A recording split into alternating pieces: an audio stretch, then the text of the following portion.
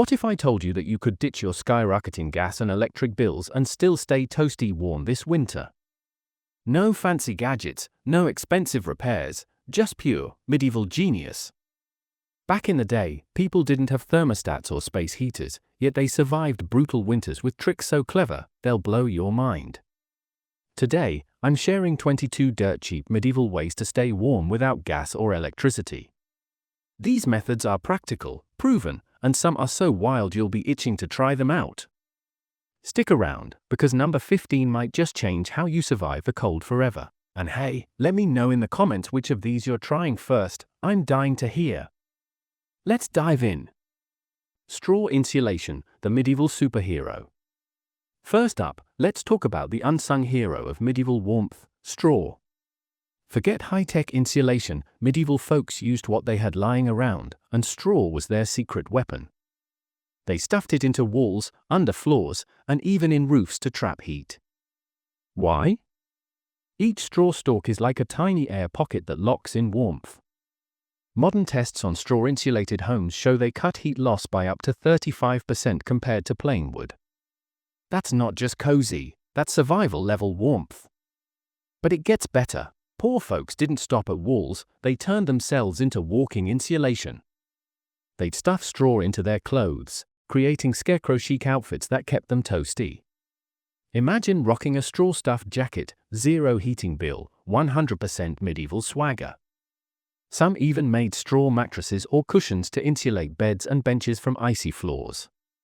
Pro tip, if you've got hay or straw nearby, try layering it under a blanket for a DIY heated seat. It's like sitting on a cloud that hugs you with warmth. What's a modern item you'd stuff with straw to stay warm? Drop it in the comments. Layer like a medieval boss. Next, let's talk fashion, medieval style. These folks didn't heat entire rooms, they heated themselves star. Layers were everything. They'd start with breathable linen undergarments to trap body heat, then pile on wool tunics, leggings, and thick cloaks. Wool was the MVP, tests show wool cloaks stay warm even when soaked, perfect for rainy, freezing days. Fur was the cherry on top. Rich or poor, everyone used what was local, sheepskin, rabbit, even leftover hides from dinner. Talk about sustainable fashion. Here's the kicker, gloves were tied to sleeves with strings to avoid losing them. No glove, no frostbite protection, medieval stakes were high. Want to try this? Layer a cotton tee, a sweater, and a heavy coat, then wrap a scarf tight.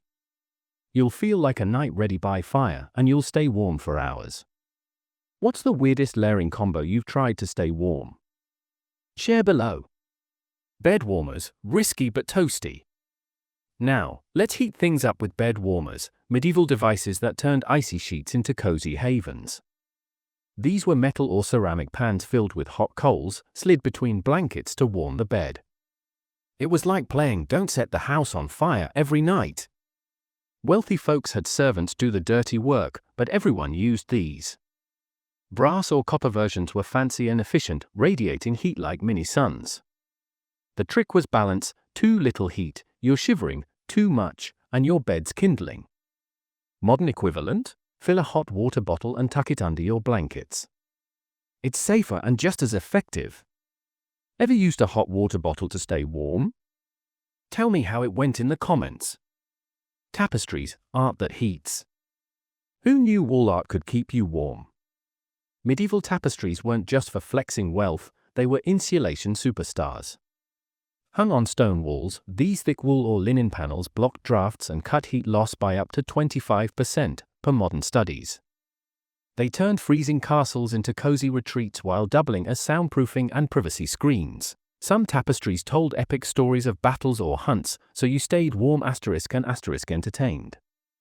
Try this at home, hang a heavy blanket or rug on a drafty wall. It's like medieval decor with modern savings. What's the coziest wall decor in your home? Drop a pic in the comments. Hot stones, nature's space heater. Medieval folks didn't need electric heaters, they had rocks. They'd heat large stones by the fire until they were toasty, then place them under beds or near chairs. These natural heaters radiated warmth for hours. Granite and limestone were favorites for their heat-holding powers. Some families treated these stones like prized possessions, passing them down generations. Want to try it? Heat a smooth river rock in an oven, carefully, wrap it in a towel, and place it at your feet. It's like a free, reusable heater. Ever tried heating stones for warmth? Share your story below. Family beds, human heat piles. Medieval families didn't care about personal space, they piled into one bed for warmth. Canopy beds with heavy curtains trap body heat, creating a toasty microclimate. Kids slept in the middle, soaking up the most heat. For blankets and wool layers sealed the deal. Try this, pile on extra blankets and cuddle close with family or pets. It's medieval survival with love. What's your family's coziest sleep setup? Comment below. Hot drinks, internal heaters. Medieval folks warmed from the inside out with hot drinks. Mulled wine, herbal teas, and warm broth were like portable radiators. Monks sipped constantly to survive chilly monasteries. These drinks didn't just warm, they boosted morale and health. Brew a hot tea or cider tonight and feel the medieval magic. What's your go-to warm drink for winter? Let's swap recipes. Cellars, Earth's thermos. Cellars weren't just for storage, they were winter sanctuaries. Dug deep, they stayed warm when surface rooms froze. Families sometimes slept there during cold snaps, surrounded by Earth's natural insulation.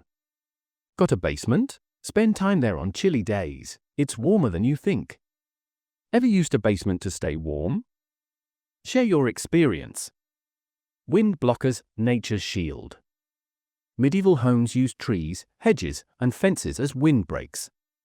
Castles were built into hills to dodge gusts. Inside, screens and dividers trapped heat in small spaces. Plant a shrub or hang curtains to block drafts at home. It's medieval engineering for pennies. What's your best draft blocking trick? Tell me. Packed rooms, human furnaces. Medieval feasts weren't just for eating, they were heating parties. A room full of people could raise the temp by 7 to 8 degrees Celsius, per 1300s records. Each body's like a 100-watt bulb, so 20 people equals a 2000-watt heater. Host a game night to warm your home for free. Who's the human radiator in your crew? Tag them in the comments. Fire dogs, heat superheroes. Finally, the ultimate medieval hack, fire dogs and reflectors. These metal stands and firebacks redirected fireplace heat into rooms, doubling efficiency. Brass or silver versions added bling, while cast iron was budget-friendly. No fireplace? Angle a metal tray behind candles to reflect heat. It's a mini-medieval marvel. Ever tried redirecting heat like this? Let's hear it. Fireplaces, the heart of the home. Fireplaces were the medieval home's soul. Early homes had open hearths with smoke escaping through roof holes, but later designs added chimneys, letting heat spread while smoke vanished. Wealthy homes had multiple fireplaces, creating heat zones. No carbon monoxide detectors back then. If you were coughing, your chimney needed cleaning. Maximize your fireplace's heat by sitting close and using a fire screen to direct warmth. No fireplace? A cluster of candles can generate surprising heat in a pinch. What's your go-to fireplace hack? Let's hear it. Heated seats, thrones of warmth. Medieval chairs weren't just for sitting, they were heaters. Stone benches or wooden chairs had hollow spaces for hot stones or embers, turning them into toasty thrones. Some had metal linings to spread heat fast. Stone seats held warmth for hours, while wood offered quick comfort. Try this, place a hot water bottle under a chair cushion. It's medieval luxury without the fire hazard. What's the comfiest heated seat you've experienced? Spill the tea in the comments. Kitchens, warmth and bread. Medieval kitchens were heating hubs. Massive hearths cooked food and warmed homes. Baking bread in stone ovens left them radiating heat for hours, while slow-cooked stews kept fires burning. Kitchens were built near living areas to share the warmth, like an open-plan design centuries early. Mimic this by lingering in your kitchen after baking. The residual heat is free and cozy. What's your favorite dish to cook for extra kitchen warmth? Share below. Livestock, furry radiators. Farm animals weren't just food, they were heaters. Homes with attached barns let cow, sheep, or pig body heat seep into living spaces. A single cow's heat could warm a small room, per modern tests. Castles even placed falconries near bedrooms for extra warmth. No livestock? Snuggle with pets for a similar effect, their body heat is a mini miracle. Got a pet that's your personal heater? Tell me about them. Communal workspaces, heat by hustle. Medieval folks didn't sit alone shivering, they gathered in tight-knit workspaces. Spinning wool, sewing, or grinding grain in one room meant body heat and movement kept everyone warm. A dozen people working together could raise a room's temp by 5 to 6 degrees Celsius, no fire needed. Plus, the activity itself, spinning, kneading, or hammering, generated extra body heat. Try this, invite friends over for a craft night or board game session. The shared energy will heat things up. What group activity keeps you warm in winter? Share in the comments. Heated bricks, urban stone hacks. Get ready for a medieval warmth hack straight out of bustling town life, heated bricks. In cities where stones were hard to come by, clever urban dwellers turned to bricks as their go-to heat source. They'd toss these clay beauties into communal ovens or hearths until they were piping hot, then wrap them in cloth to warm beds, chairs, or even slip them under cloaks for on-the-go coziness. Bricks held heat almost as well as stones, and their flat, stackable shape made them perfect for tucking into tight spaces. Talk about medieval tech that's pure genius. Historical records spill the tea. Some taverns charged a penny to heat bricks for customers, like a cozy side hustle. A single brick could radiate warmth for hours, making it a game-changer for chilly nights. Want to try this at home? Grab a clean, solid brick, heat it in your oven at 200 degrees Celsius for 20 to 30 minutes, use caution, then wrap it in a thick towel. Place it under your feet or in bed for toasty vibes that scream modern comfort with medieval flair. It's like a reusable space heater, no plug required. Safety first, use oven mitts and keep the brick away from flammables. For that extra medieval touch, stack a few wrapped bricks in a basket for a portable heat stash. This hack is cheap, effective, and oddly satisfying. Have you ever used a brick or something weird for warmth? A heated tile? A random rock? Drop your wildest warmth story in the comments. I'm pumped to hear how you're channeling that medieval cozy. Clay pots, portable warmth bombs. Buckle up for a medieval hack that's downright wild, clay pot heaters. These weren't just for cooking, medieval folks turned small, thick clay pots into portable warmth bombs. They'd heat them in a roaring fire until they were toasty, then wrap them in cloth to carry heat to the chilliest corners of their homes. These pots were like heat-retaining superheroes, slowly releasing warmth for hours. Some clever households tucked them into wool-lined wooden boxes, creating mini radiators they could move from bedside to workbench. Talk about medieval ingenuity. The secret was using dense, high-fired clay that could handle the heat without cracking. Think sturdy terracotta, not your average flower pot. Historical accounts show these pots could keep a small space cozy for half the night, perfect for fending off winter's bite. Want to try this at home? Grab a ceramic flower pot, heat it in an oven at 200 degrees Celsius for 20 minutes, carefully, then wrap it in a thick towel. Place it under a blanket or near your feet for a burst of toasty bliss. It's like a medieval hand warmer on steroids, no electricity required. Safety's key, always use oven mitts and keep the pot away from flammables. For that extra medieval vibe, decorate your pot with earthy paint to channel those old school feels. This hack is cheap, effective, and just plain cool. What's the weirdest thing you've ever heated to stay warm? A hot brick? A soup can? Drop your quirky warmth hacks in the comments. I'm dying to know how you're beating the cold. Candle clusters, mini heat hubs. Let's light up a medieval trick that's equal parts cozy and clever, candle clusters. Forget modern LED lights, medieval folks mastered the art of using candles as mini heaters. By grouping 5 or 6 beeswax candles in a metal or ceramic holder, they created a surprising pocket of warmth in small spaces. Picture this, a cluster of flickering flames raising the temperature in a cozy nook by 2 to 3 degrees Celsius, perfect for reading, sewing, or just thawing your fingers. That's not just ambience, that's medieval survival with style. Here's the genius part. They'd place a polished metal plate or even a scrap of tin behind the candles to reflect heat forward, doubling the warmth. Historical records suggest these setups could make a drafty corner feel like a toasty haven. Beeswax was the go-to because it burned cleaner and hotter than tallow, plus it smelled like honey instead of, well, old meat. Want to try this at home? Grab a few unscented candles, arrange them on a heat-safe tray, and place a foil sheet behind them for that reflective boost. You'll get a warm glow and a surprising heat kick. Safety first, though, no medieval fire disasters, please. Keep candles away from flammables and never leave them unattended. For extra flair, use a decorative holder to channel that old-world vibe. It's like creating a tiny fireplace for pennies. Have you ever used candles to warm up or set a cozy mood? Drop your best candle hack in the comments. I'm pumped to hear how you're keeping it toasty. Smoke hoods, chimney heat traps.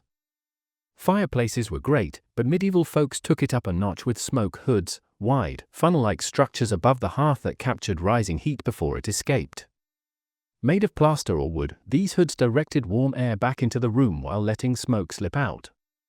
They were like medieval heat recyclers, making fires 30% more efficient for historical reconstructions. No fireplace? Try a small fan to redirect heat from a candle cluster or space heater. It's a game changer. Got a clever way to trap heat at home? Spill it below. Woolen curtains, draft slayers. Let's talk about a medieval trick that slays drafts like a knight in shining armor: woolen curtains.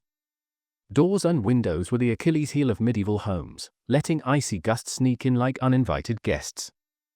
The solution? Heavy, felted wool curtains that were anything but flimsy. These thick panels, hung over doorways and windows, acted like heat-trapping shields, blocking chilly air and keeping warmth where it belonged. Modern tests are mind-blowing. These curtains could cut draft-related heat loss by 15 to 20%, turning a breezy room into a cozy sanctuary. But these weren't just functional, they were fabulous. Many were embroidered with vibrant patterns, like flowers or mythical beasts, doubling as eye-catching decor. Imagine a wool curtain so stunning it stops drafts and makes your neighbors jealous. Wealthier homes use dyed wool in rich reds or blues, while simpler households stuck with natural tones. Want to try this? Hang a thick wool blanket or an old quilt over a leaky window or door. The difference is instant. Your room will feel snugger than a bug in a rug. Pro tip: layer 2 blankets for extra insulation or add a cotton lining for a medieval modern mashup. It's a cheap, stylish way to keep the cold at bay. For that extra flair, pin on some fabric patches to mimic those embroidered designs. What's your go-to draft blocking trick at home? A rolled-up towel? A fancy curtain hack? Drop your cozy secrets in the comments. I'm all ears for how you're keeping those icy drafts out. Rush mats, floor insulation that pops. Alright, let's dive into a medieval flooring trick that's as practical as it is charming: rush mats. These weren't your average decorative rugs. Medieval folks wove tall, sturdy rushes, like marsh grasses, into dense, thick mats and laid them over icy stone or dirt floors. Think of them as nature's insulation blankets, trapping tiny pockets of air to block chilly drafts from sneaking up your legs. Modern tests are wild. Rush mats can slash floor heat loss by up to 20%, keeping rooms noticeably warmer without burning a single log. That's medieval genius at its finest. But here's where it gets extra cozy. Some households wove fresh herbs like lavender, rosemary, or chamomile into their mats. Every step released a soothing, spa-like scent, turning a freezing floor into a sensory delight. Imagine walking across your kitchen and getting a whiff of lavender. It's like aromatherapy and insulation in one. These mats were also dirt cheap, made from plants growing wild near rivers or marshes, so even the poorest families could stay warm in style. Want to bring this hack to life? Grab woven straw mats from a craft store or layer up old rugs for a similar vibe. For that medieval flair, sprinkle dried herbs between layers. Lavender or mint work great. It's like giving your floor a toasty, fragrant hug that screams cozy. Pro tip: refresh your mats seasonally to keep them fluffy and effective. Your feet will thank you. What's the coziest rug or floor hack you've got going at home? Drop it in the comments. I'm all ears for your cozy secrets. There you have it, 22 medieval ways to stay warm without gas or electricity. These tricks are cheap, effective, and honestly, kind of fun. Which one's got you most excited to try? Drop it in the comments and let's start a cozy revolution. If you loved this, smash that like button, subscribe, and hit the bell so you never miss a video. Share this with someone who's always cold, they'll thank you. Until next time, stay warm, stay medieval, and I'll see you in the comments.